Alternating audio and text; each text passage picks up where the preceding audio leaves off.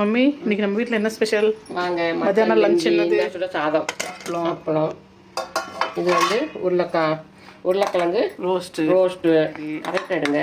கரெக்டாக எடுக்கிறேங்க. இந்த பாருங்க உருளைக்கிழங்கு ரோஸ்ட்டு. சரி.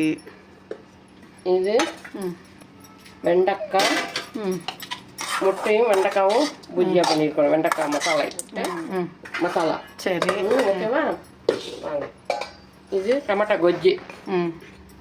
இது டமாட்டா கொஜ்ஜி எடுத்தீங்களா? எடுத்துட்டேன். இது வந்து இது கொத்தமல்லி சட்னி இந்திக்கார செய்வாங்க.